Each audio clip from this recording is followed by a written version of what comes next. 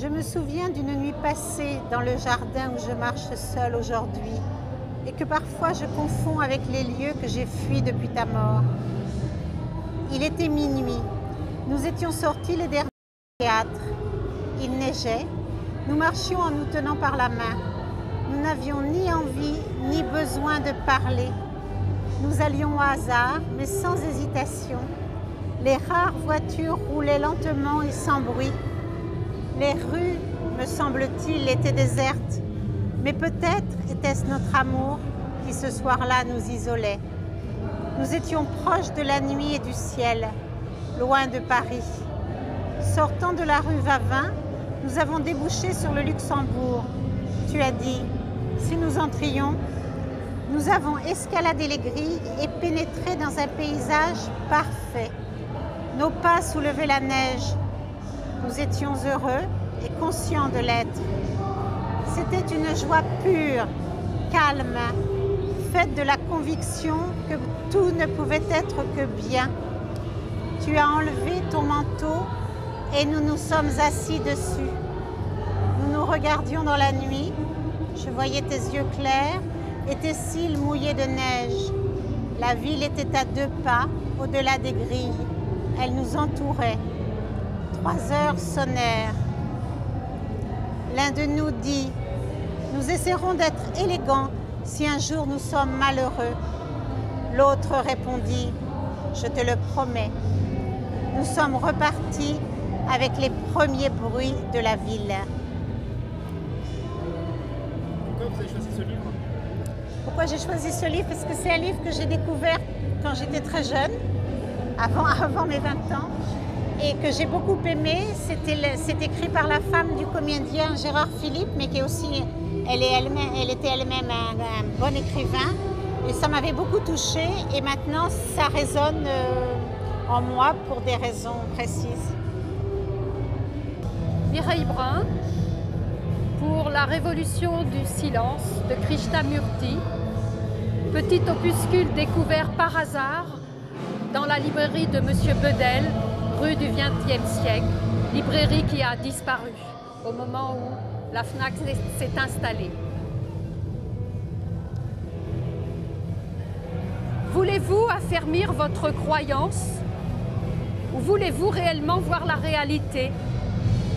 Non pas en faire l'expérience, mais la voir vraiment, avec un esprit et un cœur intensément attentifs et clairs. Croire est une chose, et voir en est une autre.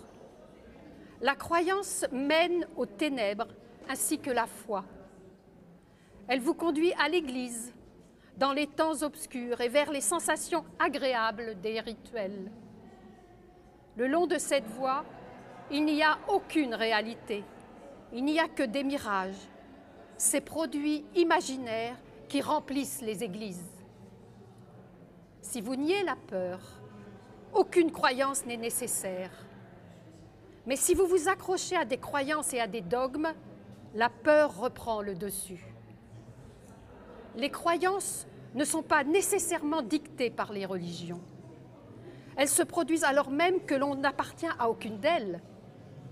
Vous pouvez avoir votre croyance personnelle, exclusive, mais ce n'est pas la lumière de la clarté. La pensée s'appuie sur la croyance afin de se protéger de la peur qu'elle a engendrée. La pensée ne libère pas l'attention qu'il faut pour voir la vérité. Alors, j'ai choisi de vous parler d'un livre qui m'a bouleversée, qui s'appelle Le livre de Saint-Michel d'Axel Munthe. C'est un livre que ma mère avait elle-même lu un peu avant 20 ans. Et un jour où je lui ai demandé de passage à Caen, j'avais 20 ans, est-ce que tu aurais un livre? Elle me dit, si ce livre te fait rêver comme il m'a fait rêver. Et elle était même allée à Capri, puisque tout se passe à Capri. Alors, ce livre, en fait, c'est l'histoire d'un médecin, Axel Munthe, qui était un médecin absolument extraordinaire, qui a été archéologue, c'était un extraordinaire humaniste. Et cette grande humanité dont il a fait preuve pendant toute sa vie et qu'on retrouve donc dans ce livre, m'avait bouleversée. Je ne voulais pas être médecin à l'époque, mais je rêvais de rencontrer un Axel Munthe. Je vais simplement vous lire quelques lignes écrites par Pierre Benoît de l'Académie française qui avait fait l'introduction de ce livre. Je sais parfaitement, écrit le docteur Munthe, que dans ce livre, bien des choses paraîtront étranges, d'autres presque incompréhensibles à la plupart des lecteurs latins.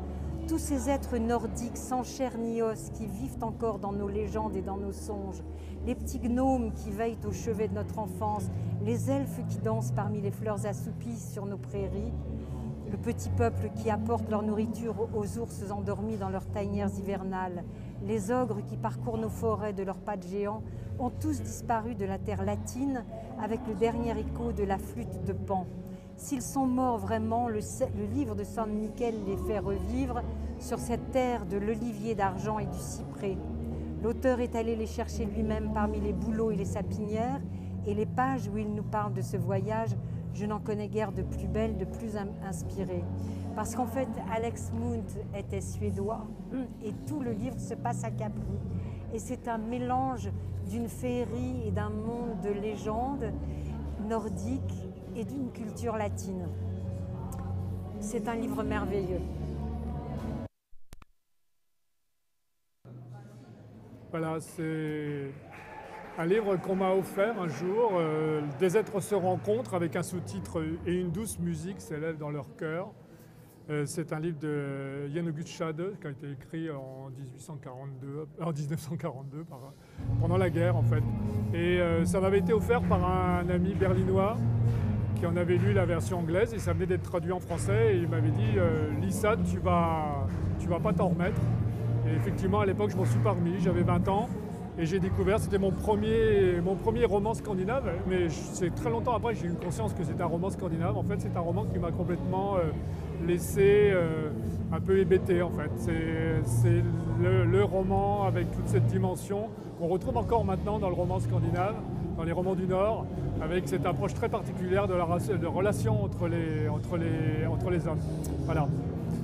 Je vous en lis tout au début. Alors ça raconte plein d'histoires de personnes qui se rencontrent et avec une vision un peu du couple très particulière. Lorsque la lune se montra derrière les énormes nuages déchirés qui s'accumulaient, transparents sur les bords, et l'éclaira à travers les rideaux des 3 pièces de Schlaloff, la scène splendide. Monsieur Schlaloff en pyjama, monté à cheval sur Évangeline, en combinaison, et culotte noire bordée de blanc transparent. Elle allait à 4 pattes sur le plancher. « Dada !» cria-t-il, et il siffla une mélodie gaie. Ses bras nus s'agitèrent de plus belle. Elle se sentait des forces surnaturelles. Ils partageaient son extase, tous deux jouaient comme des enfants. Par la suite, ils devinrent des animaux. Jusque-là, ils se l'étaient cachés par une espèce de convention tacite, mais maintenant c'était bien vrai. Et il embrassait sa femme le plus tendrement du monde, ici et là, partout. C'était si beau, lui semblait-il. Elle se sentait si indécente. Jamais, même enfant, elle n'avait imaginé pouvoir arriver à tel point. Et ce n'était pas rien, car elle avait été petite fille très indécente et elle voulait l'être dans toute sa pureté. Enfin, ils sautèrent dans le lit et couchés, causèrent par phrases bizarres et interrompues. « Dis donc, je voudrais bien être couchée avec un autre homme de temps en temps, dit-elle sans inflexion dans la voix, froide, indifférente. « C'est vrai ? Oui, mon ami. Pourquoi ? Parce que j'en ai envie. Mais tu n'as jamais dit ça avant. Non ? Alors pourquoi le veux-tu maintenant ?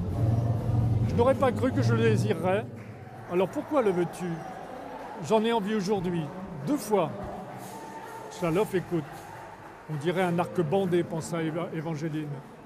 Je ne l'aurais pas cru possible, mais je vois que je suis complètement corrompu. Aujourd'hui, j'ai eu envie d'être au lit avec monsieur Georges Sorensen. J'étais en train de boire le café avec madame Sorensen. Tout à coup, c'est monté en moi. Cela aurait été pour moi la chose la plus agréable. Lui tomber dans les bras, me déshabiller pour lui, l'inviter à se coucher avec moi et dire en riant « Mais vous n'osez sans doute pas à cause de votre femme ?» Mes jambes étaient si bien prêtes à le serrer que je fus absolument effrayé lorsque je m'en aperçus, car au début, au fond, ce n'était rien du tout. Il souriait bizarrement, droit devant lui. « C'est venu comme ça. je ne sais comment, comme une inspiration commune, bien que je n'ai pas vu pendant que j'y étais. Il souriait mystérieusement. Comment sais-tu alors qu'il... Je sentais quelque chose, une espèce de rêve éveillé.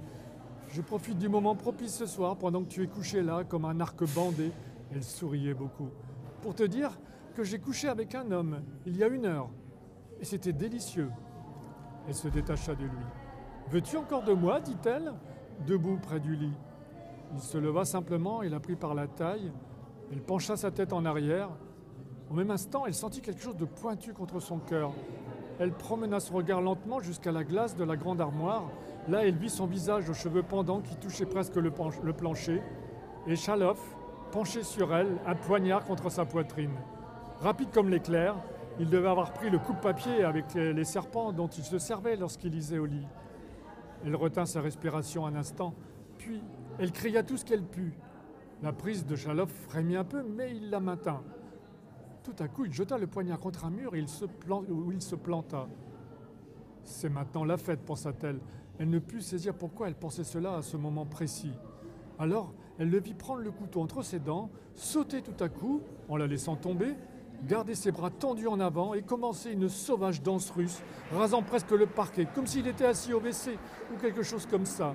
Il sautait, une jambe en avant, puis l'autre, tout en tournant, et il arriva à entrer dans une telle extase que ses forces étaient certainement plus grandes que les siennes avant, lorsque c'était elle qui rampait sur le tapis.